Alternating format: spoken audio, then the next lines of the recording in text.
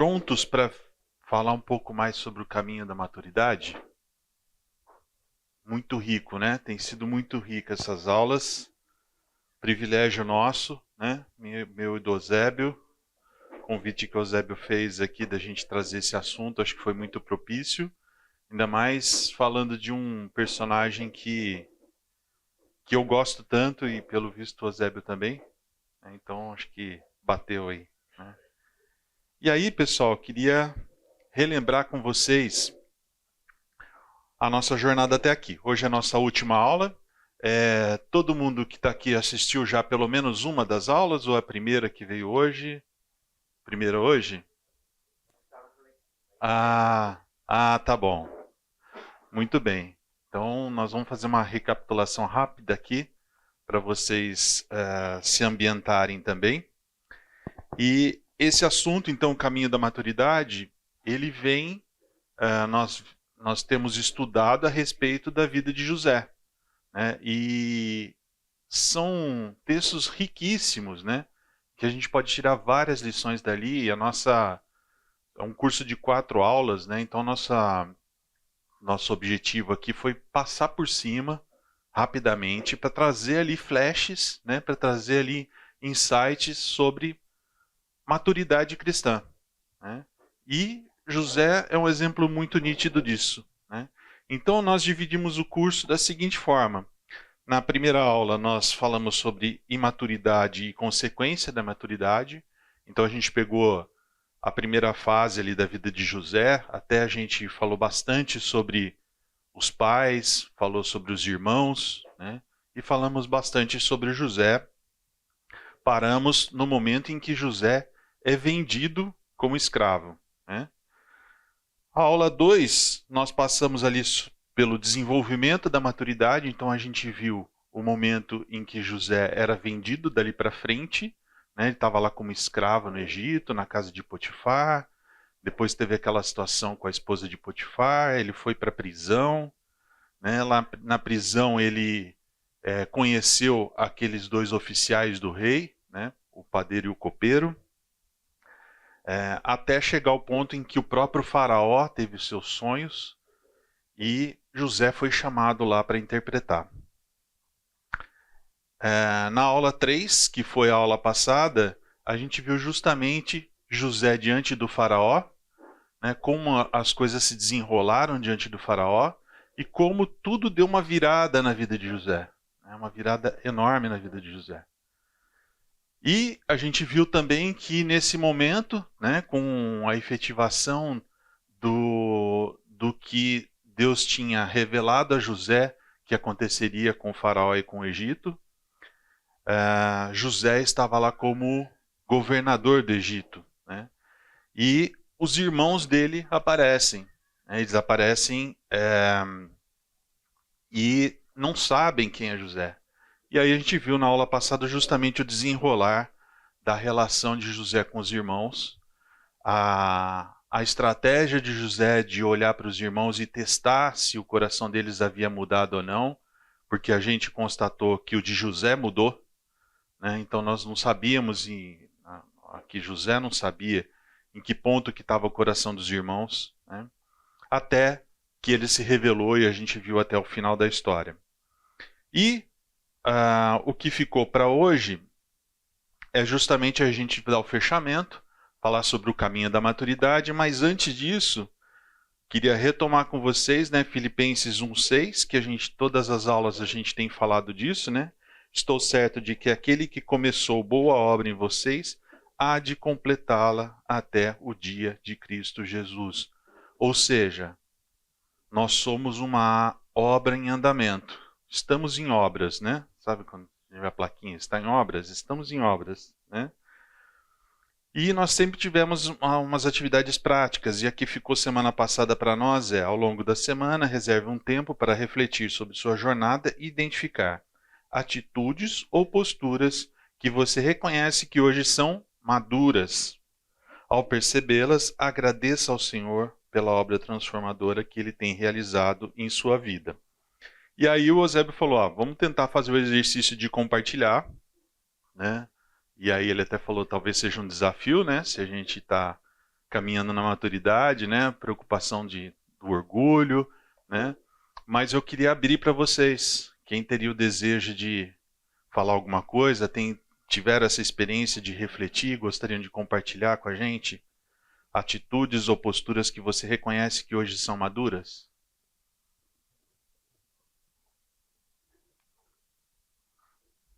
Alguém? Você pode até falar assim, eu reconheço que o Senhor trabalhou em minha vida. Tá? Não? Ok. Continue na reflexão, tá? Importante. Muito bem. Então, hoje, aula 4, o caminho da maturidade. E como a gente falou, né, é um caminho, é uma jornada. Vocês verem a imagem ali é justamente um caminhozinho, né, que leva aquele monte lá, né? E a nossa reflexão hoje é o quanto nós estamos de fato nesse caminho, nós individualmente, cada um de nós, né? Fazer essa reflexão e perceber o quanto de fato nós estamos no caminho. E eu comentei na outra aula com vocês, né, que na vida cristã, quando a gente acha que a gente está parado, a gente nunca está parado. Ou a gente está indo para frente, né, ou a gente está indo para trás. Né? Então a vida cristã, ela é assim. Precisamos refletir se a gente está indo para frente ou para trás. Então vamos falar aqui um pouco sobre o caminho da maturidade. Pessoal, a gente, desde que a gente nasceu, a gente tem ficado tempo suficiente nesse mundo para sermos impregnados por conceitos desse mundo, né? E para termos as aflições que esse mundo tem. Né? E quando nós conhecemos a Jesus, nós somos convidados e somos inseridos numa vida diferente, numa nova vida. E a gente ouve muito falar, né? A gente faz até cursos aqui na igreja sobre cosmovisão, mas vocês vão ver como é importante a gente discutir um pouco sobre cosmovisão. Mas tirando esse termo cosmovisão, qual que é a sua visão de mundo? Como que você encara as coisas que acontecem na sua vida e as coisas que acontecem ao redor de você e no mundo todo? Isso é bastante importante. E muitas vezes a nossa busca por nos aproximarmos de Deus, ela começa com questões fundamentais que surgem no nosso coração. Então é muito comum às vezes a gente refletindo, né? Quando a gente ainda não era convertido, falar assim, mas por que eu estou aqui? O que eu estou fazendo nesse mundo? Né? Qual que é o meu propósito? O que eu estou fazendo aqui? Né? E a gente muitas vezes se pega refletindo e pensando nisso. Por que nós somos criados? Né? Qual que é o propósito de eu ter sido criado? E aí eu queria ouvir um pouco de vocês. Por que vocês acham que a gente foi criado? Por quê? Tem algumas expressões que são chave, né? Que a gente está morrendo de vontade de falar, né? Para a glória de Deus, né? Que mais? Resolver um conflito. Resolver um conflito? Fala um pouco mais, Nick.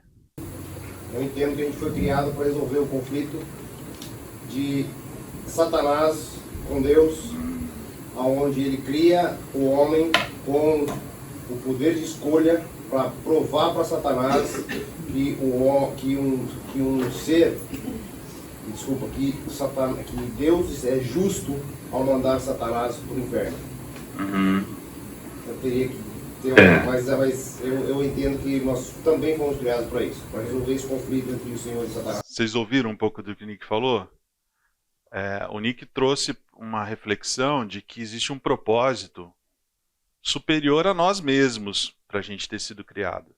E que envolve uma relação celestial entre Deus e Satanás, e que a existência do homem e sua possibilidade de livre escolha tem implicações importantes aqui em relação a Satanás. Sim, nós vamos passar por isso. Então a história de Jó tem um pouco de reflexo disso aqui, tá? Reflexão interessante, porque geralmente quando a gente está pensando por que a gente foi criado, a gente pensa muito em propósito próprio, né, em relação à nossa vida, né? O que isso tem de implicação comigo? Né? Para que eu estou aqui? O que eu devo fazer? O que vai acontecer comigo? Né? Interessante. Algo mais? Alguém tem mais alguma reflexão. Vou trazer alguns versículos aqui, né? Lá em Isaías 43, 6 e 7 diz: Direi ao norte, entregue-os, e ao sul, não os retenha. Tragam meus filhos de longe e minhas filhas dos confins da terra, todos os que são chamados pelo meu nome, a quem criei para a minha glória, a quem formei e fiz.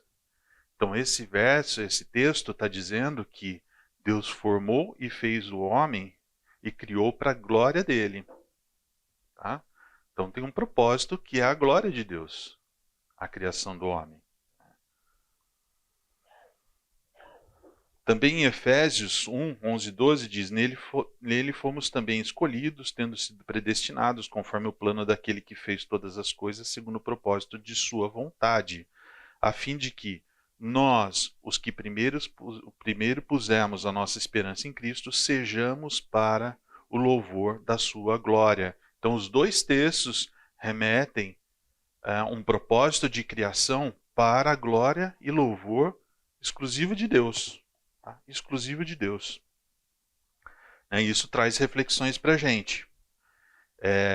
Talvez num processo nosso de evangelismo, né, a gente talvez fique temeroso de seguir por esse caminho na hora de evangelizar alguém, né? Que os pensamentos que vêm de imediato, nossa, mas Deus criou para a glória dele, né? Parece um egoísmo, parece que Deus precisa, né, acalentar, né, alguma coisa no coração dele, para isso ele precisa de uma criação louvando a ele, né? Então, talvez o nosso processo de evangelismo não esteja muito certo, né? E a grande verdade é que a gente muitas vezes, quando vai evangelizar, e provavelmente nós também fomos evangelizados desse jeito, o foco é muito na gente, né? Então Deus nos salvou, Ele morreu pelos meus pecados, para que eu não morra, não pereça, mas tenha vida eterna, né? Usamos até João 3,16, né? Então, o foco na gente, né?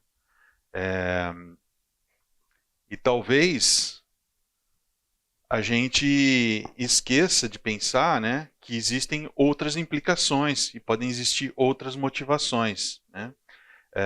Certa vez alguém comentou, né, que se aproximaram do professor Carlos Oswaldo, né, no Palavra da Vida, e perguntaram para ele se ele arriscaria dizer algum versículo da Bíblia que pudesse resumir, né, toda a Bíblia, né, toda a intenção da Bíblia, né?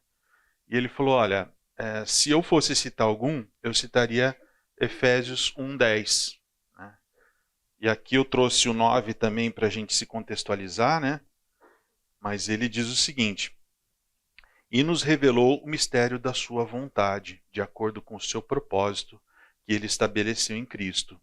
Isto é, de fazer convergir em Cristo todas as coisas, celestiais ou terrenas, na dispensação da plenitude dos tempos. Então, pessoal, aqui Paulo não só aborda o aspecto espaço, né, celestiais ou terrenas, seja onde for, mas é também a dimensão do tempo, né, nas dispensações da plenitude dos tempos. Plenitude dos tempos, passado, futuro, né? Tudo existe e tudo acontece com um único propósito, um único objetivo, que é de fazer convergir em Cristo todas as coisas. Então, quando a gente está lendo o Antigo Testamento, qualquer coisa que você está lendo no Antigo Testamento tem um propósito. E o propósito de estar ali é convergir em Cristo todas as coisas. Né? E aí a gente pode pensar assim, puxa, mas meio estranho, né? Então Deus criou todas as coisas para apontar para Cristo. Eu estou nesse contexto também, né? E eu, como é que eu fico? Né? O que nós precisamos refletir é que Deus tem plena consciência e quando Ele te criou à imagem e semelhança dele, então você partilha de uma parte da essência de Deus, né? E Deus tem total consciência de que não existe um lugar melhor para você estar que não seja na presença dele, que não seja junto dele. E você estar junto com o Senhor é onde maximiza o seu prazer, a sua alegria, a sua satisfação, Não tem lugar melhor. Então, quando a gente está longe de Deus, falta um pedaço da gente. E é esse pedaço, muitas vezes, que o mundo sente tanta falta, né? E busca em outras coisas para tentar preencher. E isso está repleto na palavra. Então a gente vê, né? Estou colocando aqui, junto de Deus é o melhor lugar para o homem estar. Né? Salmo 16, 11 fala, tu me farás ver os caminhos da vida. Na tua presença há plenitude de alegria. Na tua destra, delícias perpetuamente. Né? Ao longo de todo o tempo, na presença de Deus, tem plenitude de alegria. Plenitude, assim, é pleno, não falta nada. Não falta nada. Não existe nada que você vá buscar em algum lugar que vá completar isso, porque está completo, está pleno no Senhor. A alegria. E João 15, 11, né, aqui é Jesus falando, né? Jesus está dizendo assim, tenho dito essas palavras para que a minha alegria esteja em vocês e a alegria de vocês seja completa. O ensino de Jesus vinha aos apóstolos e vem a nós com um propósito muito claro de nos completar, nos preencher, nos tornar íntegros e completos. Né? E isso traz alegria. Por quê? Porque nos completa. Não tem como a gente estar mais satisfeito que não seja na alegria do Senhor.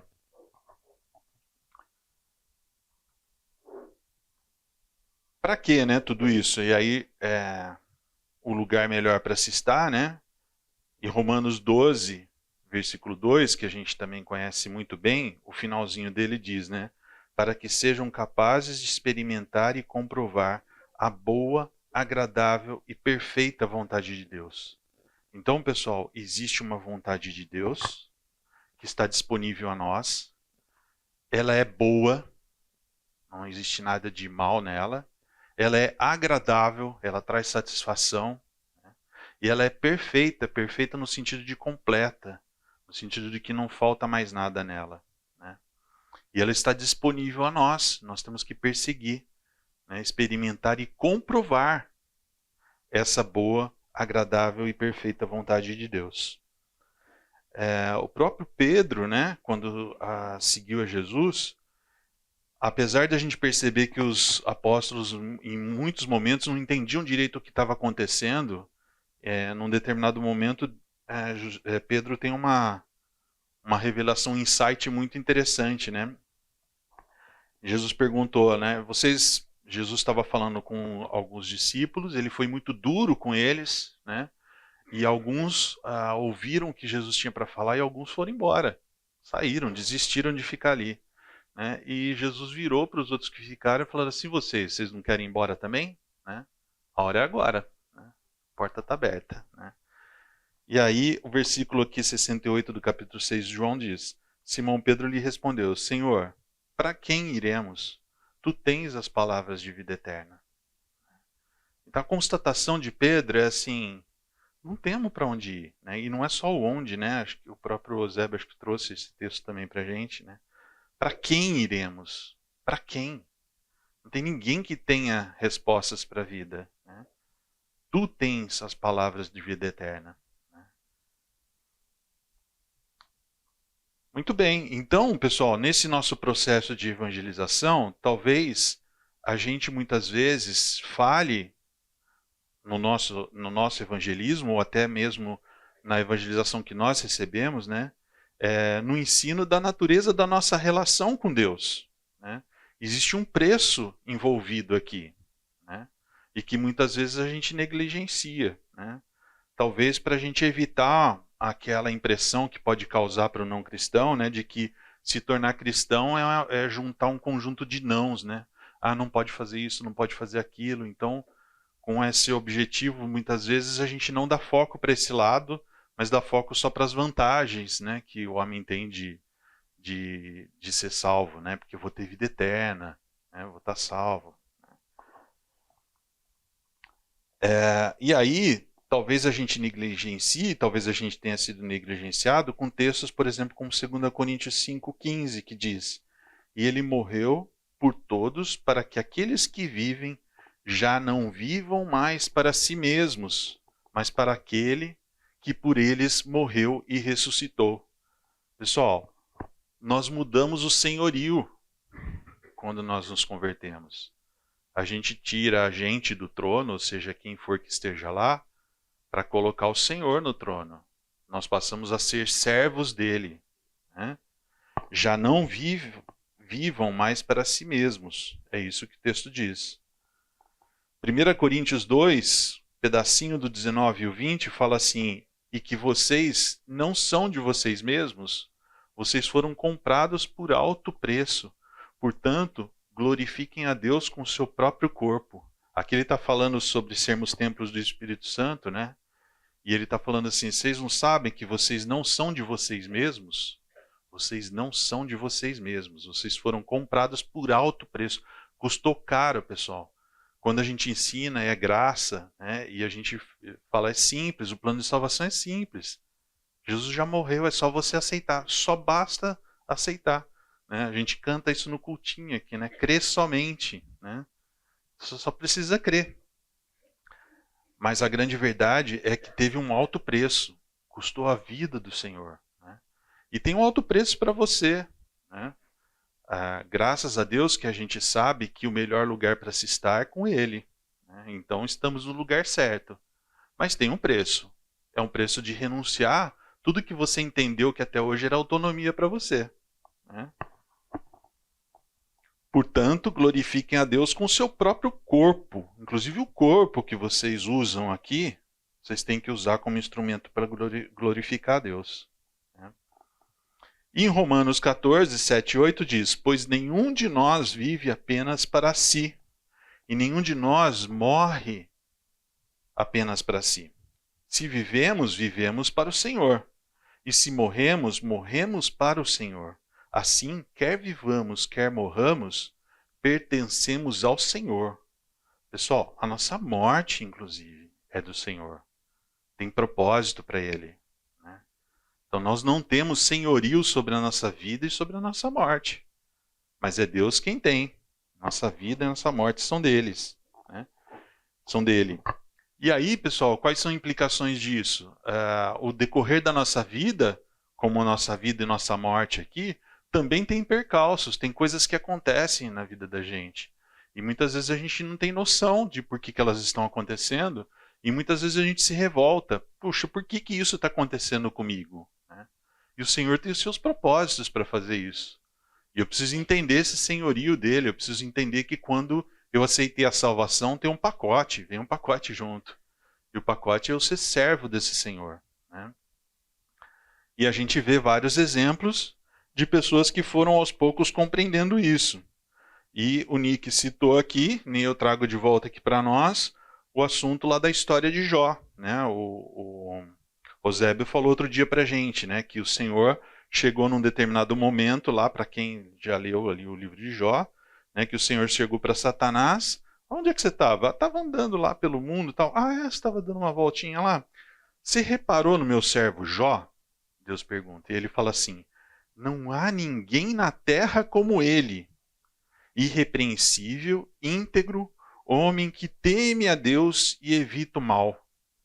Vocês já imaginaram Deus descrevendo vocês assim para alguém? E aqui para Satanás, né? Que é quem conhece tudo sobre o mal, né? E aí Deus dando esse testemunho a respeito de Jó. Invejável, não é? A gente teria desejo de ouvir Deus falando assim sobre a gente. Mas, pessoal, quando a gente segue na história de Jó, a gente vê que no final da história dele, tudo que aconteceu ali revelou algo para ele, né? A ponto dele dizer lá no capítulo 42, versículo 5, eu te conhecia só de ouvir falar, mas agora os meus olhos te veem. Né? Então, teve um propósito para a vida de Jó. Tudo o que aconteceu, todas as desgraças, foi uma jornada que levou Jó para onde? Para perto de Deus, que nós já concluímos aqui que é o melhor lugar para se estar. Então, Deus fazendo um trabalho na vida de Jó com esse propósito. Tem uma frase, né, de Timothy Keller, que ele diz o seguinte: Deus só lhe dará aquilo que você pediria se soubesse tudo o que Ele sabe. Interessante, né? Está lá no livro Oração, Experimentando Intimidade com Deus. Talvez se a gente soubesse tudo que Deus sabe, muita coisa que a gente pede a gente não pediria, né? E muitas vezes muitas coisas acontecem na vida da gente e a gente não sabe por quê. Porque a gente não sabe o que Deus sabe, né? Então talvez a gente peça muita coisa errada, talvez a gente deixe de pedir um monte de coisa, né? Então é uma reflexão importante agora.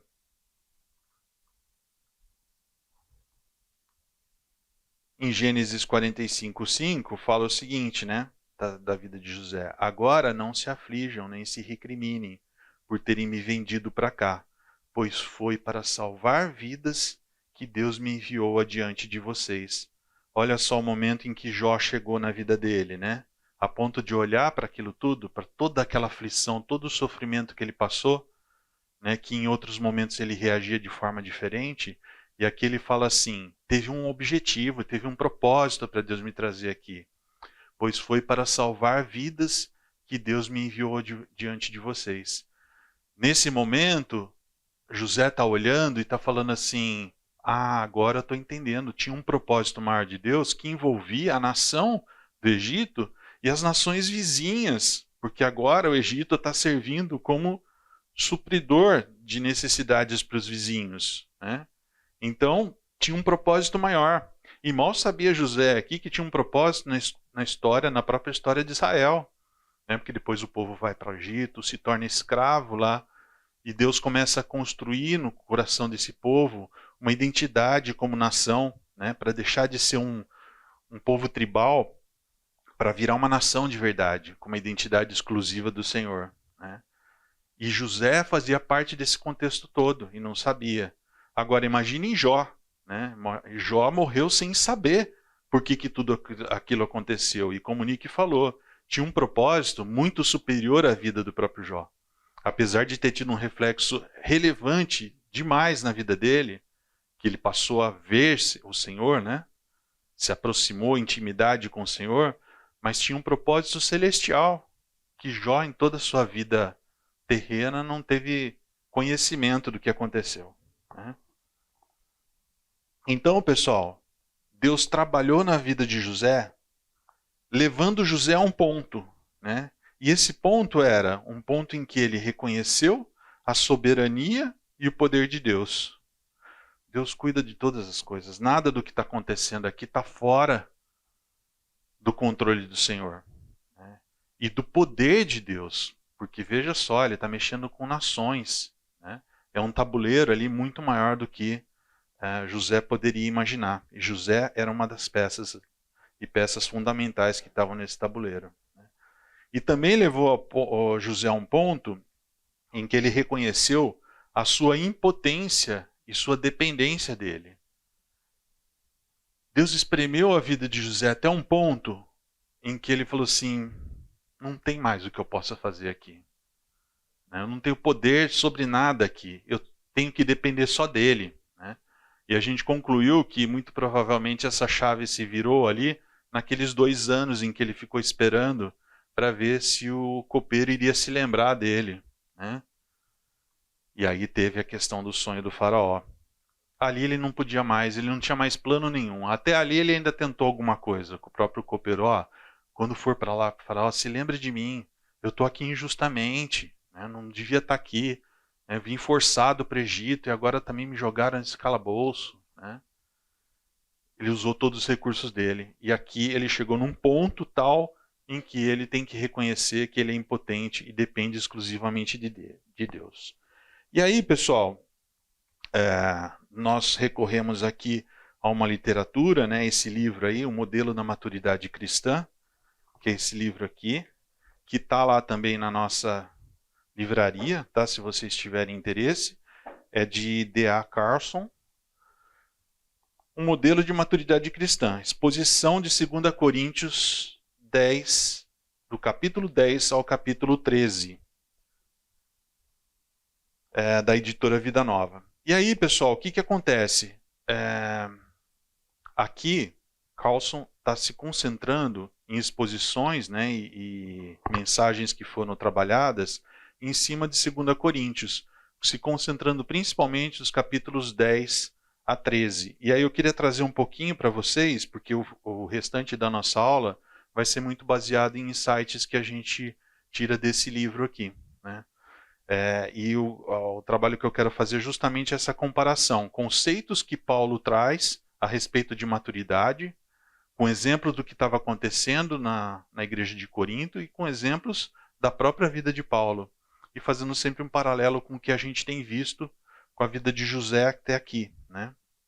E o contexto ali, pessoal, de 2 Coríntios, era o seguinte: a igreja de Corinto, ela tinha sido invadida por apóstolos falsos. Então tinham relatos claros de que tinham homens lá dentro, no meio de Corinto, com ensinamentos falsos, né, se identificando como apóstolos e enganando o povo que estava ali, a igreja que estava ali.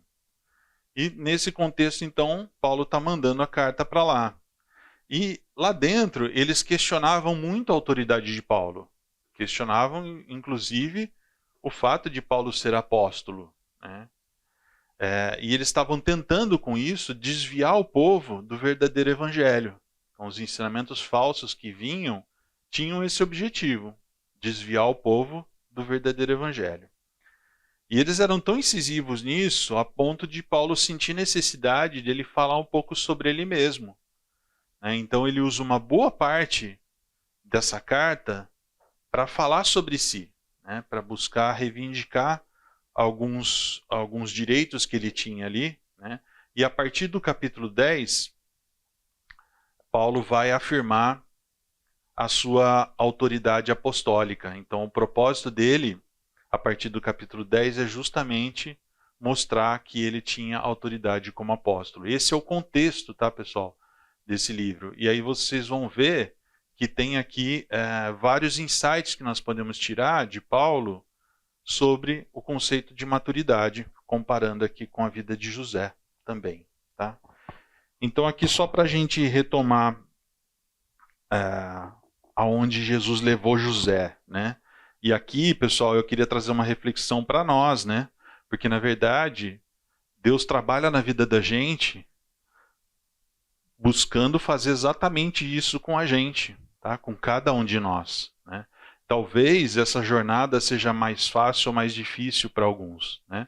Talvez assim a gente tenha ficado tanto tempo impregnado no mundo em que a gente abraçou por muito tempo uma cosmovisão do mundo, né? E que tenha muita dificuldade. Nesse mundo a gente é estimulado a trabalhar a autonomia. Eu não dependo de ninguém, eu me viro, eu faço. Meio corporativo, isso é muito forte, né? Então eu preciso me virar, eu tenho a solução para as coisas. Empreendedorismo, né? Nós somos a solução para tudo, né? Nós vamos trazer solução. E a gente trabalha muito com esses conceitos o tempo todo. No meio profissional, inclusive, assim, você tem que mostrar independência. Se você não demonstra independência, você é questionado profissionalmente, né? Porque você está dependendo de outros, né, para fazer o seu trabalho, né? Sabemos que isso é um conceito importante, lógico, para o trabalho, mas a gente não pode levar a um extremo de que a gente não tem dependência nenhuma, né? Na verdade, assim, é estranho muitas vezes você pensar num adulto, né, um grande executivo de empresa, e ele falar que assim ele depende totalmente de Deus, né? Talvez isso soe estranho, né, para o mundo. Certamente soa estranho, soa como loucura, né? E mais, o reconhecer a impotência mesmo, chegar num ponto e falar assim, agora eu não tenho mais o que fazer. E que muitas vezes por empreendedor isso é difícil, né? Porque o cara é resiliente, né? O cara fala, não, de jeito nenhum, eu acho uma saída, não tem como, eu vou encontrar uma saída, né? Mas nós temos que chegar num ponto em que a dependência nossa é total dele. E é para esse caminho que Deus sempre vai nos levar, tá? Então, pessoal, eu queria trazer algumas lições aqui que Paulo nos ensina. A primeira delas, humildade, né? o nosso conceito de sucesso muda. Então, quando a gente está imerso nesse conceito de que nós não existimos para nós mesmos, nós existimos com um propósito maior, que é o propósito do Senhor. Seja ele qual for esse propósito, eu estou comprometido com ele, porque eu não sou mais meu. Eu sou dele, eu sou propriedade dele. Né?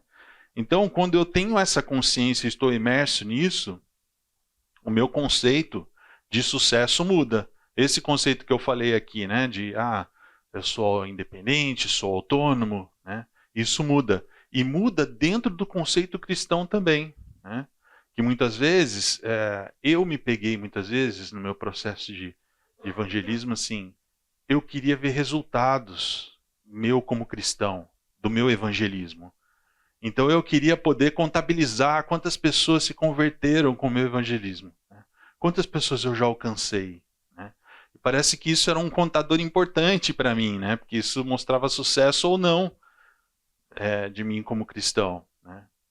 Até eu entender que a obra não era minha, a obra era do Espírito, eu só estou sendo usado, eu sou um elo aqui. Né? Eu certamente, quando chegar no céu, eu vou ser surpreendido com influências que eu possa ter tido na vida de um monte de gente que eu nunca imaginei, né? E que o resultado não era meu, não era eu que colhia, né? Outro dia a gente estava ouvindo também no batismo, né, de várias pessoas falando, adolescentes, tal, que eu me converti no acampamento X, no acampamento tal, né? Como é importante acampamentos para trazer os jovens para esse encontro com o Senhor Jesus. Mas às vezes os pais podem se sentir frustrados, né? Fala assim, puxa, eu fiquei anos lá que eu estava ensinando e pregando para os meus filhos, né? Falando de Jesus, e de repente eles vão no acampamento e no acampamento eles se convertem, né? Então assim, nós somos uma peça, né? Nós não somos... A gente não tem que buscar esse sucesso. Esse não é o sinal de sucesso para nós. Né? O sucesso é do Senhor, a obra é do Senhor. Então a alegria da gente ver essas conversões e a gente poder assistir esses batismos, né? Nesse contexto. Então, dentro da igreja, quais são os sinais de sucesso de alguém? Está lá dando aula lá né, no meu caso aqui, né? Está dando aula lá, olha só que legal, né? Fala lá na frente, né? Lá no púlpito, lá na igreja, né? Quais são medidas de sucesso que muitas vezes a gente se engana achando que é isso que vai trazer algum nível de satisfação? Então, a humildade, ela vai nesse ponto, a ponto de Paulo falar ali em 2 Coríntios 10, 3, ele diz assim, pois embora vivamos como homens, não lutamos segundo os padrões humanos. Né? Ele falou isso por quê? Porque tinha falsos apóstolos vivendo lá, né, entre eles, e que se comportavam de uma outra forma. E ele fala aqui, não temos a pretensão de nos igualar ou de nos comparar com alguns que se recomendam a si mesmos. Então a postura desses caras era se recomendar a si mesmo. Né? Falavam deles próprios, né? Fazia aquele marketing pessoal. Né? E aí Paulo está falando assim, a nossa intenção aqui como apóstolos verdadeiros não é nos igualarmos e nem nos compararmos com esses caras, porque a gente não usa os mesmos padrões. A gente não usa as mesmas armas. Ele fala isso em algum momento, né? A gente não usa as mesmas armas. Então a humildade, ela tem que, no nosso coração, ela tem que ter uma mudança no conceito de sucesso. Tem que promover essa mudança. E isso a gente viu também em José, né? Gênesis 37, 9, depois teve outro sonho e contou aos seus irmãos. Tive outro sonho. E dessa vez o sol, a lua e 11 estrelas se curvavam diante de mim. Né? A gente aqui só consegue extrapolar um pouco do que está no texto, né? Imaginando assim, puxa, parece que tem uma certa arrogância no que José está falando. O texto não fala isso, né? Mas a gente vê que mais para frente, lá no capítulo 41, 15 e 16, terminando esse aqui a gente interrompe, o faraó disse a José, tive um sonho que ninguém consegue interpretar, mas ouvi falar que você, ao ouvir um sonho, é capaz de interpretá-lo. Olha só, né? Deu a faca e o queijo na mão de José. Eu só de ouvir, só de olhar eu já sei qual que é do cara, né? A gente não ouve às vezes esse tipo de expressão. José tinha tudo para falar algo parecido aqui. Mas José respondeu: isso não depende de mim, mas Deus dará ao faraó uma resposta favorável. Então olha só a comparação, né? Enquanto lá ele falava, tive outro sonho, eu tive um sonho, Deus se revelou para mim, né? E olha só, que se curvavam diante de mim. Agora não tem mais o eu, mim, eu tive, né? Ele fala assim, isso não depende de mim, não é sobre mim, né? Mas Deus dará ao faraó uma resposta favorável. Então, pessoal, reflexões nossas aqui. O nosso conceito de sucesso qual é? Ele já foi mudado pela consciência de que não somos de nós mesmos, nós somos de Deus? Muito bem. Intervalo, a gente volta daqui a pouquinho. Então, pessoal, ó, relembrando aqui, né?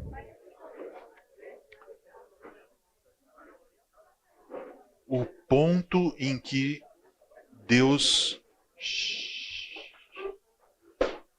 Onde que Deus levou José, pessoal? Atenção. Atenção no tio aqui, pessoal. O tio tá falando, hein? O tio tá falando aqui. Pessoal, Deus levou José a um ponto em que ele reconheceu a soberania e o poder de Deus e reconheceu sua impotência e dependência total dele. E aí nós vimos, o primeiro ponto que nós vimos é que no aspecto humildade, Deus vai trabalhar na gente, né? Vai levar a gente a um ponto também de entender que a gente depende dele e que ele é soberano sobre todas as coisas. E o nosso conceito de sucesso muda. Porque agora os parâmetros que eu uso para medir sucesso, seja no mundo, né, no meio corporativo, no trabalho, nos estudos, ou seja na igreja, né, o nosso conceito de sucesso muda. Tá? Muito bem, nós vamos para o outro item agora. O valor da fraqueza. A nossa compreensão também se ajusta. A fraqueza tem um valor. E aí, em 2 Coríntios 13, 4, Paulo ali no contexto dos Coríntios, né, ele tá dizendo o seguinte, pois na verdade, aqui falando sobre Jesus, pois na verdade foi crucificado em fraqueza. Né, ele estava numa cruz, condenado, né, mas vive pelo poder de Deus. Da mesma forma, somos fracos nele, mas pelo poder de Deus viveremos com ele para servir vocês. Olha a consciência de Paulo. Paulo estava trabalhando e o que ele estava fazendo era um serviço às pessoas de Corinto, né, aos irmãos de Corinto.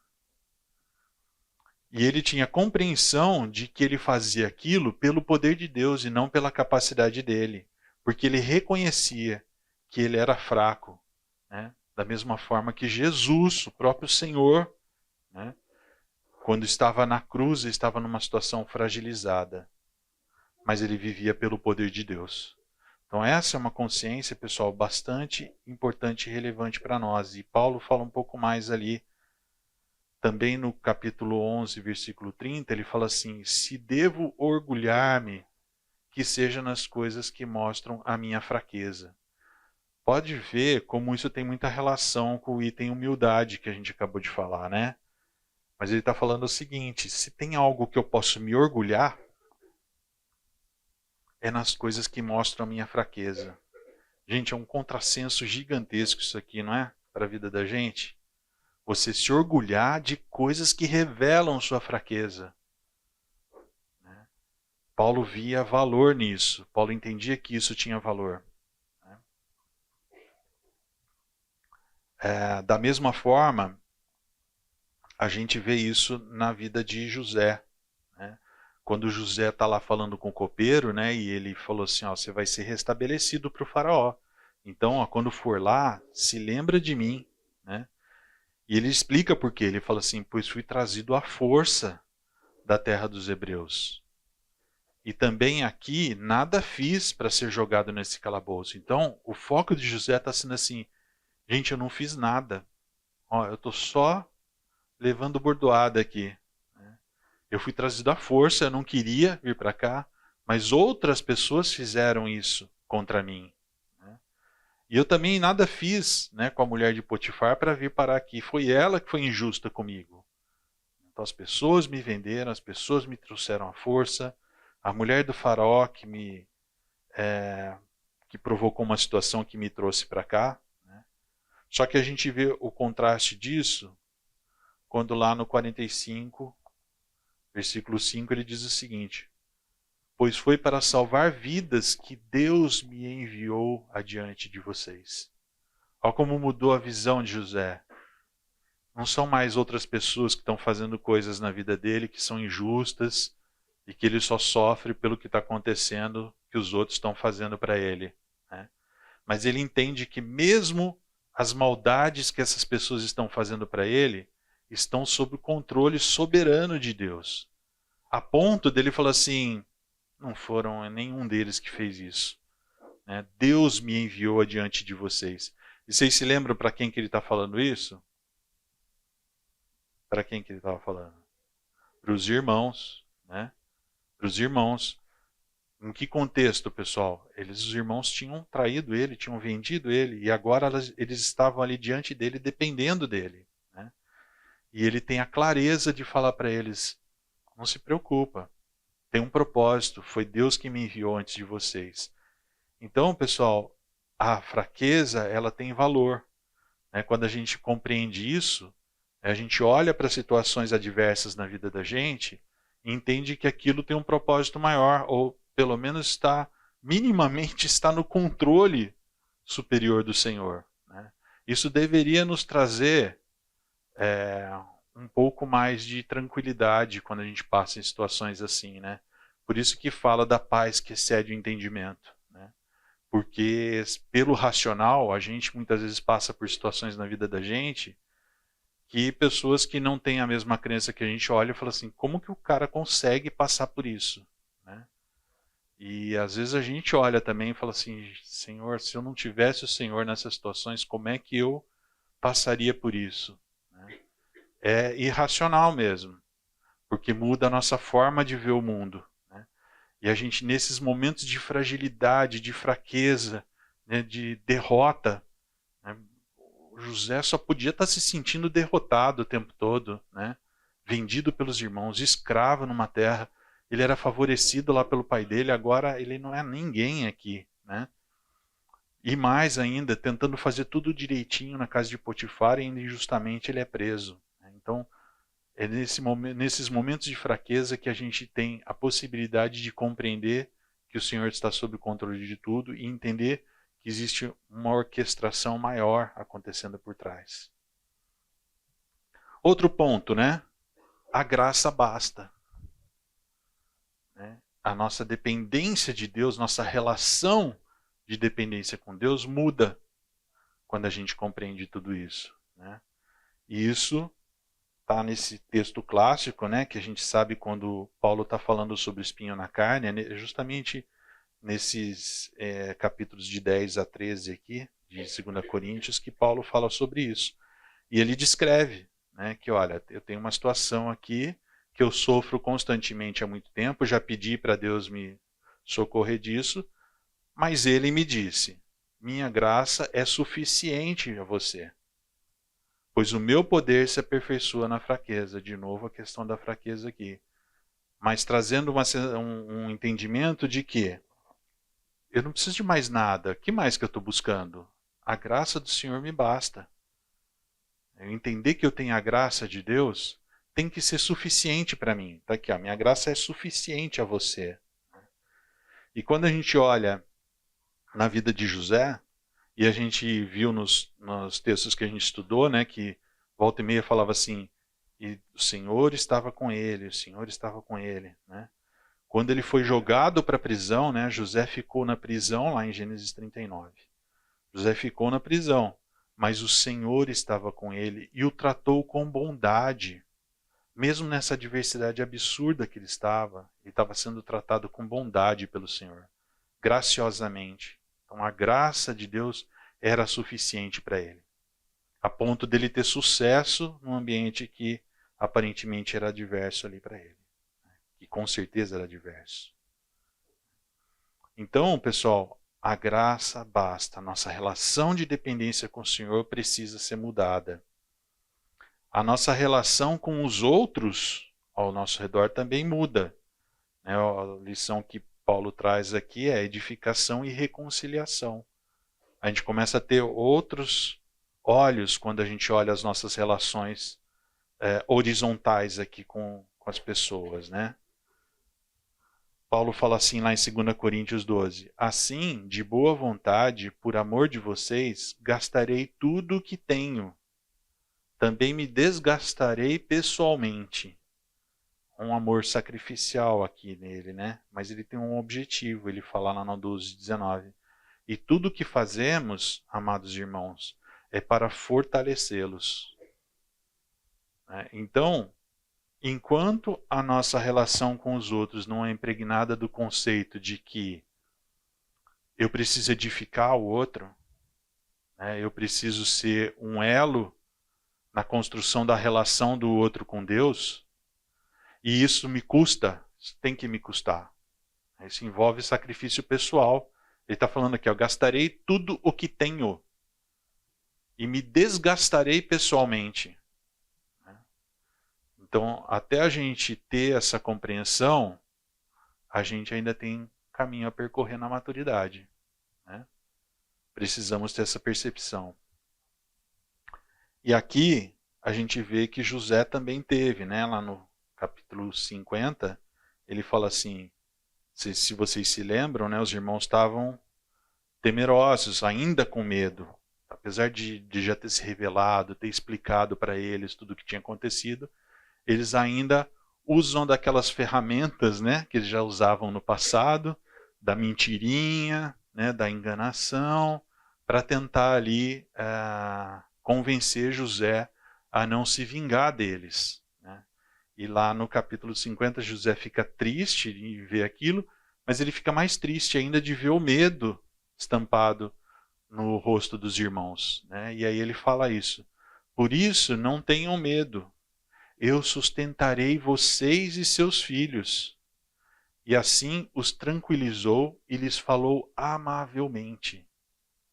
Então, olha só, toda a fraqueza, todo o sofrimento pelo qual José passou, culminou numa relação em que ele pega os principais executores de um plano sórdido contra ele, lá no passado, e ele sustenta esses caras, financeiramente, ou seja, como for, mas ele tem a preocupação com o coração deles, tem preocupação de tranquilizá-los, eles estavam com medo. E para isso ele usou amabilidade, ele falou de um jeito amoroso, falou amavelmente com eles. Lembrem-se que eles eram aqueles que não suportavam mais ouvir a voz de José, Não conseguiam olhar para a cara dele. Vocês já ouviram isso? Não consigo olhar para a cara do fulano. Não consigo ouvir aquela vozinha, Então, eles estavam assim já com José naquela época, E José que está dizendo que, a palavra está dizendo que ele falou amavelmente com eles.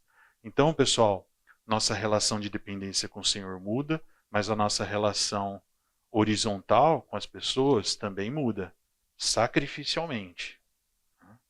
Eu preciso me envolver, eu preciso colocar meu coração nisso aqui, e os meus recursos. Outro item, autoproteção não importa. A nossa relação conosco mesmos muda. Se minha relação com Deus muda, se a minha relação com os irmãos muda, a minha relação comigo muda.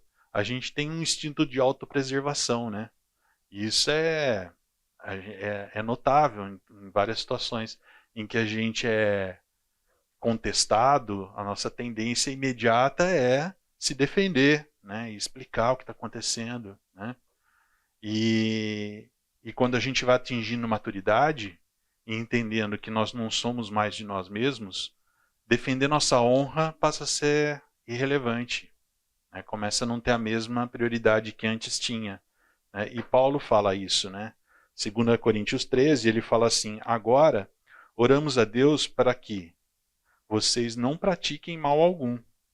Não para que outros vejam que temos sido aprovados, mas para que vocês façam o que é certo, embora pareça que tenhamos falhado. Então Paulo está dizendo assim, eu não estou preocupado com o que vai parecer para os outros, se eu falhei no meu papel, se eu não falhei. O fato é o seguinte, eu estou aqui orando para que vocês não pratiquem o mal, eu quero o bem de vocês. Né? Então, se a minha honra está sendo ferida, eles estão achando que eu sou negligente, e vai ficar essa impressão por aí, não tem problema, pode ficar. Pode ficar. O que importa é que eu estou orando para que vocês não pratiquem o mal. Eu não estou orando para que outros vejam que nós temos sido aprovados. Às vezes a gente fica tão indignado com injustiças que a gente está sendo expostos, né, que a gente fala assim, nossa Senhor, me livra disso, as pessoas estão sendo injustas comigo. Pô, eu não tive essa intenção, me ajuda aqui com isso. Então, antes, pessoal, de orar por isso, pense se você está orando pelo motivo certo, né? Aqui no caso, Paulo estava orando para que os caras não praticassem o mal, mesmo que a honra dele ficasse comprometida entre eles. Tá? E nós já vimos também que José teve um comportamento parecido, né? E quando ele tem aquela situação com a esposa de Potifar, ele, primeiro que ele, lembra que ele falava assim, que ele recusou, assim que ela propôs para ele, aquela proposta indecente, ele recusou. E ele começou a se afastar e se desviar dela, não ficar na mesma sala, né? Até que teve um dia que isso aconteceu, né? E ela veio e propôs para ele, né? Ela vinha e propunha para ele, na primeira vez que ela propôs, ele explicou as razões dele. Falou, seu marido me deixou por conta de todas as coisas, eu cuido de tudo aqui, né? Ele só não me permitiu tocar em você. Né? Então ele fala assim, como poderia eu então cometer algo tão perverso e pecar contra Deus? Olha só, ele considerava aquilo perverso, né? Aquela proposta que ela estava fazendo. Então ele praticamente está dizendo para ela que ela está sendo perversa também, né? Porque se ele trairia a confiança de Potifar que confiou nele, quanto mais ela que era esposa, né? E aí ele fala assim, e pecar contra Deus. Então aqui, a minha relação é com Deus. Se vai ficar mal, se eu vou ficar mal aqui, e ficou, né? Porque daí ela segura o manto dele, diz para Potifar que foi ele que atacou, né? Ele não teve oportunidade de se defender, né? Mas para ele importava ele deixar muito claro que ele era fiel a Deus.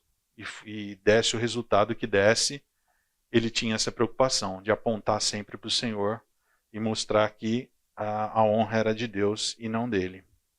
Então, pessoal, a nossa relação conosco muda também. Tá? Minha autoproteção já não tem mais tanto sentido. Vigilância constante, autoexame. O nosso caminho da maturidade envolve eu estar constantemente vigilante, me autoexaminando o tempo todo. E Paulo fala isso lá, fala para os coríntios, em 2 Coríntios 13, 5. Examinem-se para ver se vocês estão na fé. Ele estava preocupado com a vida cristã daqueles homens. Ele fala assim, vocês precisam se examinar, vocês precisam ver o tempo todo se vocês estão seguindo na fé ou não. E José teve essa preocupação também com os irmãos dele. Então todo aquele processo que ele fez de testar o coração deles para ver em que ponto que eles estavam, também tinha um propósito de que eles se examinassem, de que eles compreendessem o mal que eles tinham feito, né? A ponto de lá em Gênesis 44, a gente tem uma resposta interessante aqui de Judá, né? Eles estavam sendo acusados também injustamente ali numa determinada situação, e Judá fala assim, como podemos provar nossa inocência? Deus trouxe à luz a culpa dos teus servos. Então olha só, levou os irmãos a um ponto que os irmãos estão fazendo esse autoexame, né? E estão olhando e falando assim, minha culpa foi revelada, né? Eu tenho culpa. E a gente vê em vários outros trechos eles bastante tristes e sabendo que muito provavelmente coisas ruins que estavam acontecendo na vida deles eram resultado de uma atitude incorreta deles. Então, ter essa vigilância constante é um sinal de maturidade, porque a gente está sempre se examinando. Então aqui, pessoal, trazendo aqui as lições de Paulo e José aqui, né? Primeiro, humildade. A importância da humildade e como muda a nossa visão sobre humildade e sobre o que tem de fato valor. O valor da fraqueza. Nós entendermos que estarmos numa situação de fraqueza pode ter, certamente terá, um papel importante numa jornada em que Deus é o soberano e não nós. Então a fraqueza tem seu valor. A graça nos basta. Não precisamos de nada além da graça do Senhor. Né? A nossa relação, além de ter sido mudada a nossa relação com Deus, porque agora só a graça basta, eu dependo exclusivamente dele, a minha relação com os outros muda também. Então eu tenho que focar na edificação e reconciliação. A minha visão em relação a mim mesmo, a minha própria honra, muda. Minha autoproteção já não importa mais. E vigilância constante. Eu tenho que o tempo todo estar atento para ver se eu estou no caminho ou não estou no caminho. Tudo bem até aqui, pessoal? Algum ponto? Alguém queria fazer alguma observação, comentário, crítica, reclamação? Não? Nada? Muito bem. Ou vocês estão entendendo direitinho ou está muito chato, né? Então tá bom, vamos lá. Aí isso traz para nós uma pergunta, né? Mas o que fazer? Pô, eu entendi tudo isso, a gente tem visto a história de José, né? Tá bem claro para nós o que a gente, né, como é que a gente deveria ser e como que a gente não é, em muitos aspectos, né? A gente tem feito reflexão disso aula a aula, né? Passa durante a semana refletindo também, né? Mas o que que nós devemos fazer? E aí, pessoal, algumas coisas muito importantes. Eu queria trazer aqui Provérbios 4, 23. Acima de tudo, guarde o seu coração, pois dele depende toda a sua vida. Né? Provérbios está dizendo que assim, o coração é uma fonte importante das coisas que acontecem na vida da gente. Da forma como a gente se relaciona com o mundo ao redor da gente, da forma como a gente se relaciona com Deus, da forma como a gente se relaciona com a gente mesmos. Né? E está dizendo o seguinte, nós devemos guardar. E Jesus também falou disso, né? Quando ele fala da árvore que dá o seu fruto, Jesus fala assim lá em Lucas, o homem bom tira coisas boas do bom tesouro que está em seu coração. E o homem mau tira coisas más do mal que está em seu coração. Porque a boca fala do que está cheio o coração. Esse textinho a gente está bem acostumado, né? A boca fala do que está cheio o coração. E talvez uma leitura desatenta nossa, a gente possa dizer assim, né? Então quer dizer que eu tenho coisas boas dentro do meu coração e tenho coisas más dentro do meu coração. Então eu posso tirar coisas boas ou tirar coisas más. Né? Em parte sim, mas na verdade assim, do que você está enchendo o seu coração? Porque é isso que vai transbordar. Do que você está enchendo é o que vai sair dali. Né? Então a boca fala do que está cheio o coração. Como é que eu encho o meu coração? E aí, pessoal, eu queria trazer algumas reflexões bem práticas para a gente. Né? Tem um texto que eu gosto demais, e para quem já fez aula comigo vai ter que ouvir de novo, não tem jeito, né? Que é Romanos 12, 1 e 2. Eu acho muito prático, Romanos 12, 1 e 2. E aqui eu queria começar por esse texto aqui, 12, 2, que diz o seguinte, não se amoldem ao padrão desse mundo, mas transformem-se pela renovação da sua mente. Gente, isso aqui resume muito do que nós estamos falando hoje de manhã aqui. Né? Existe um molde que nos é imposto, né? Então, para quem já viu o molde, você tem um moldezinho, né? Quando era criança ia na feira, tinha aqueles suquinhos que só tinha corante, sabe? Que vinha num plastiquinho assim, que o cara cortava com a tesoura em cima, assim, e aí você saía chupando aquele negócio, depois você dava aquela risada e ficava aquela língua roxa, né? Que era só corante aquele negócio. Mas o que eu curtia muito daquilo lá? Guardar o negocinho vazio depois. Por quê? Depois eu chegava em casa e fazia mistura de gesso e enchia aquele negocinho lá. E deixava um tempo secando. Depois que secava, eu cortava o plástico, jogava fora, né, o moldezinho, e ficava com o gessinho ali. Então, às vezes, eu lembro muito bem de uma lancha, bonitinha, assim, uma lancha direitinha, assim, olha, agora eu tenho uma lancha de gesso, não podia cair no chão, senão estraçalhava, né?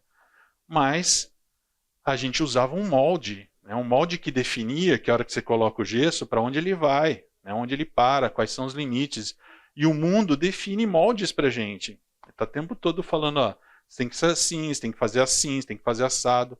Gente, quantas vezes na igreja a gente olha e fala assim, gente, como nós estamos tomando a forma do mundo? Nós estamos fazendo o que o mundo fala que tem que fazer, não o que o Senhor fala, né? E ele fala aqui, não se amolde ao padrão do mundo, mas transformem-se pela renovação da sua mente. Ele está falando o seguinte, tem que haver uma transformação, uma mudança, não pode ficar na mesma forma que estava. Transforme, né? Transformers, lembra dos Transformers? Transforme, mude sua forma, né? E ele fala como? Ele fala transforme pela renovação da sua mente, né? Como é que você renova a sua mente? Né? Já viu aqueles reconstrução total, aqueles programas de, né, os irmãos à obra, não sei o quê?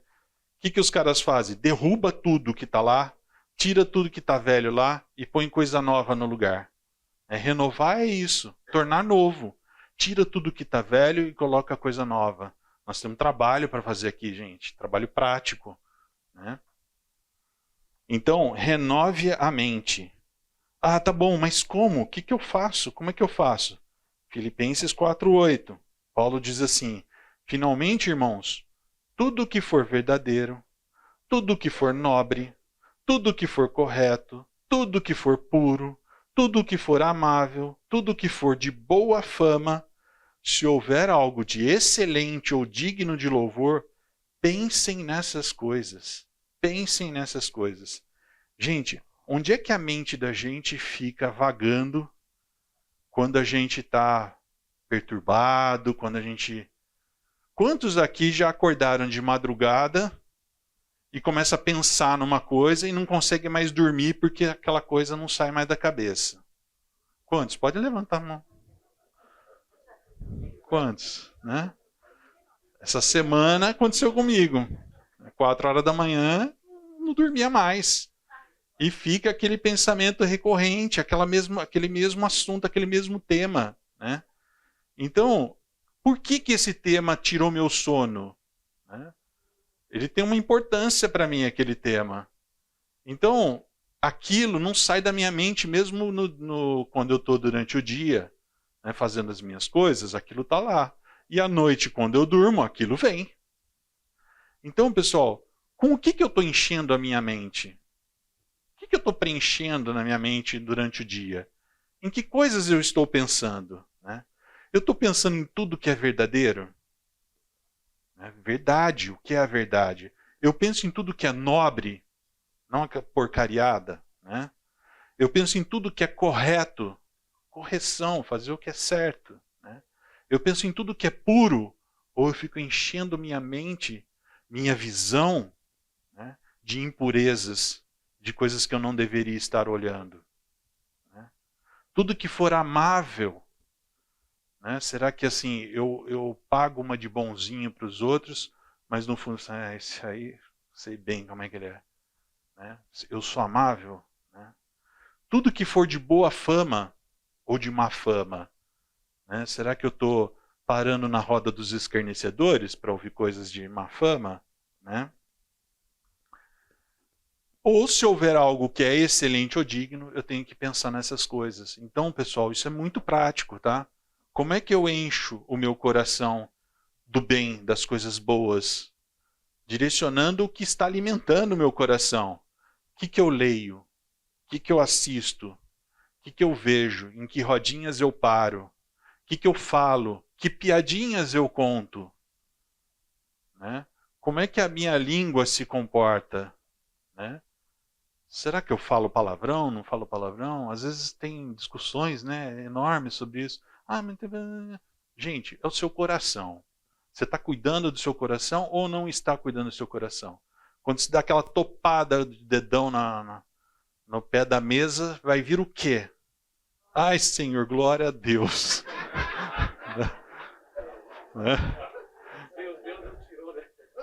Gente, é exemplo bobinho, mas é verdade, gente.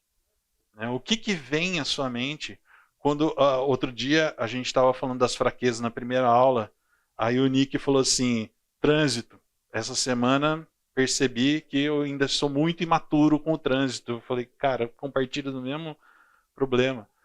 Então, assim, quando alguém te corta, ou alguém é lerdo na sua frente, não é ágil, então, assim, o que vem na sua mente? O que vem na sua boca? Só as verdades, né? Ó, tudo que for verdadeiro, então tá alinhado. Né? Então, pessoal, isso é muito prático, tá? Isso é muito prático. Eu lembro pessoas que eu conheci que se converteram e assim, de 10 palavras que ele falava, 11 eram palavrão, né? E os anos passando, você vê isso mudando na pessoa. Né? Isso envolve autoexame, né? Envolve vigilância constante. Por quê? Porque aquilo está impregnando o seu coração. Não é a forma, não é o que os outros estão vendo, é o que está dentro do seu coração. Tá? Muito bem. Agora, muitas vezes a gente tem situações que a gente não sabe como lidar com elas, né? E nós vamos ter que depender do Senhor, porque a gente está aprendendo que maturidade é dependência. Então, peça por sabedoria. Né? Esse texto de Tiago 1,5, ele é tão claro, né? Ele fala, se algum de vocês tem falta de sabedoria, está carecendo, está precisando de um pouco mais de sabedoria, peça a Deus, que a todos dá livremente, de boa vontade, ele tá com vontade de dar. E ele faz isso de graça, livremente. E fala, e lhe será concedida. Peça que vai ser concedida. Né? Então busque por sabedoria. Outra verdade que a gente ouve direto, né, pessoal? Ore sem cessar. Ore sem cessar. Está aqui o versículo, 1 Tessalonicenses 5, 17 e 18. Eu trouxe na revista atualizada, que acho que é o que a gente está mais acostumado, né? Orai sem cessar, em tudo dai graças, porque essa é a vontade de Deus em Cristo Jesus para convosco. Então, pessoal, não pare de orar. E assim, muitas vezes a gente fala assim, mas como assim? O que é o não parar de orar? O que é orar sem cessar? Tem muitos exemplos práticos, né? Você pode, talvez se você conversar com pessoas que já estejam praticando bem isso, né? E eu muitas vezes com a crise, eu aprendi muito a fazer isso, porque a gente via alguma situação e ela já estava orando, ela já... Ai, Senhor, cuida... Então, às vezes é uma frase que você fala, ai, Senhor, cuida dessa pessoa, espero que não tenha acontecido nada com ela e tal. Né? Por quê? Porque você se vê numa relação tão próxima com Deus que parece que aquele canal não desligou. Né? Parece que aquele canal está conectado o tempo todo. Então, basta você falar algumas frases, né? E o Senhor está com você, Ele está te ouvindo, você está constantemente falando com Ele. Então busque orar sempre ao Senhor. Né? E aqui, pessoal, destaquei o dai graças, tá? Porque na nossa relação com Deus, na nossa oração, ela tem que ser impregnada por gratidão. Isso também faz bem para o coração da gente, reconhecer a bondade do Senhor e a graça dele. Né? Então, ore sem cessar. Confesse. Básico, né, pessoal? Estou passando por um monte de ponto básico aqui. 1 João 1,9. Se confessarmos os nossos pecados, Ele é fiel e justo para perdoar os nossos pecados e nos purificar de toda injustiça. Cantaram a musiquinha na cabeça? Não? Eu cantei, que eu canto direto aqui, como legal. O Mateus sabe, tocou muito já comigo ali. E isso é legal, pessoal. O meu filho, Davi, ele decorou esse versículo por causa da gente cantar tanto aqui. Ele também toca essa, né, com a gente aqui. E isso está no WhatsApp dele lá, né, aquela frasezinha que a gente coloca. Né? E ele falou outro dia, falou assim, é o versículo que eu mais gosto. Porque isso aqui, pessoal, mostra a nossa relação com Deus e vários aspectos que nós estamos estudando em maturidade está aqui. Eu reconheço o meu pecado, eu reconheço minha fraqueza, eu me coloco diante de Deus, eu expresso a Ele verbalmente que eu estou errado. Né? E olha só o efeito disso, né? Ele é fiel e justo para perdoar os pecados, a gente sabe que ele perdoa, mas essa segunda parte é muito legal, né? E nos purificar de toda injustiça. Então, no processo de confessar a Deus, Deus está trabalhando o seu coração. Aquele pecado que parece que toda hora você vai lá e confessa de novo para Deus, você vai perceber que Deus, quando começa a trabalhar na sua vida, começa a ficar mais escasso isso, mais distante, né? E aos pouquinhos Deus está purificando o seu coração. Né? Aquelas coisas que você está impregnando no seu coração, estão saindo as coisas ruins e sendo preenchido com coisas boas.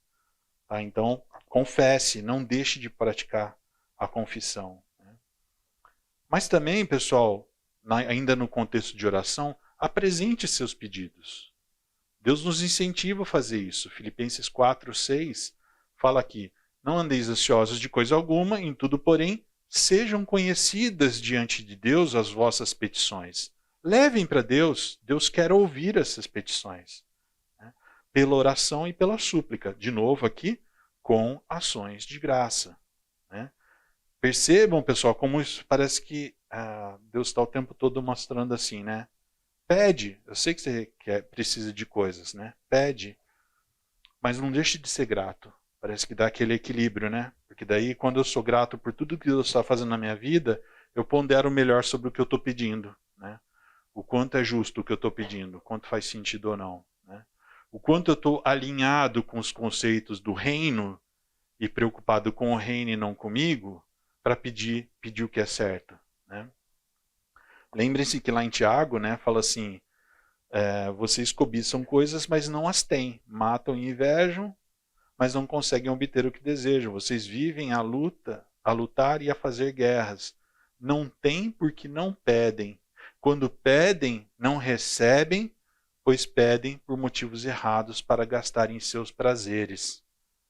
Tá? Então, aqui está dizendo que Deus concede coisas quando a gente pede. Só que está condicionando. É para você gastar com seus prazeres? Aí ele não responde. Ele não atende. Tá? Muito bem.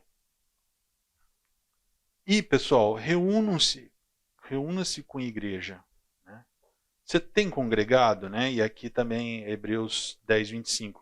Não deixemos de reunir-nos como igreja, segundo o costume de alguns, mas procuremos encorajar-nos uns aos outros, ainda mais quando vocês veem que se aproxima o dia. E lá em Provérbios diz o seguinte, né? Assim como o ferro afia o ferro, o homem afia o seu companheiro. Então, pessoal, a igreja, às vezes a gente se incomoda, né? Fala assim, nossa, mas como tem gente chata lá na igreja? Tem mesmo, você também está nela? Assim é o reduto de pecadores. Né? E assim, talvez sejam pecadores bem ruins, porque em algum momento ele teve uma compreensão do quanto ele necessitava de Deus e que ele não tinha força para sair daquilo. Né? E aí ele recorreu ao Senhor. Mas existe algo maravilhoso que acontece dentro da igreja, que é a edificação da própria igreja. Então, um auxilia o outro, né? Até o inconveniente. Aquele irmãozinho que, nossa, você engordou, né? Você aprende a tratar sua paciência, né? Sua amabilidade com o irmão. Né? Ouvir a verdade, quem sabe fazer uma dieta, né? Exercícios. Né? Mas é fato, pessoal, o convívio na igreja é importante, é o povo de Deus ali. E muitas vezes, quando a gente está muito chateado com a igreja, é porque a gente está muito esperando que ela nos atenda. Né? Se você entender que você tem um papel lá, né, um papel dentro do reino, e para edificar o outro, e para se sacrificar pelo outro, talvez o seu entendimento de igreja vai mudar. Né? Então, não deixem de se congregar, participem na igreja. E participem assim, não só assistir aula, assistir culto, mas se envolva com a vida da igreja. Né? Muito bem, então rapidamente, para a gente encerrar, renove sua mente. Pense naquelas coisas que têm valor. Né? Peça por sabedoria, a gente precisa dela. Ore sem cessar. Confesse seus pecados. apresente seus pedidos e reúna-se com a igreja. Notem que os 2 primeiros nos remetem muito à palavra. Esteja constantemente ouvindo músicas, ouvindo podcasts, lendo coisas, lendo a própria Bíblia demais, lendo literatura cristã, né? Seja impregnado da palavra de Deus. Ore bastante, né? Confesse, seja grato o tempo todo, sem cessar o tempo todo, peça sabedoria. E por fim, pessoal, desfrutem do corpo. Deus tem um propósito, né? E a gente vê isso também no Novo Testamento, né? Que a igreja tem um propósito e cada um de nós somos membros de um corpo. Né? Para que tudo isso, pessoal? Romanos 12, 2. Né? Para que sejam capazes de experimentar e comprovar a boa, agradável e perfeita vontade de Deus. Ok? Posso orar para encerrar? Senhor nosso Deus, Pai, nós te louvamos, Senhor. Te agradecemos como o Senhor é criativo em nos ensinar, Pai. Lições preciosas que o Senhor deixa para nós com a vida de José. Somos gratos pela vida de José, Pai. Lições preciosas que aprendemos de Paulo de forma prática. Paulo praticando isso na vida dele, nos ensinando através de 2 Coríntios. Senhor, nos leve para mais perto de Ti, Senhor. Queremos estar com o Senhor, sabemos que é o melhor lugar para estarmos é na Sua presença, Senhor. Mas para isso, transforme nossas vidas, que o Seu Santo Espírito nos inquiete, que a gente busque Sua palavra, que a gente ore, que a gente esteja sempre em convívio com os irmãos, Pai. Cuide de cada um de nós aqui, do nosso domingo, nossa semana. É o que nós pedimos e agradecemos em nome de Jesus. Amém.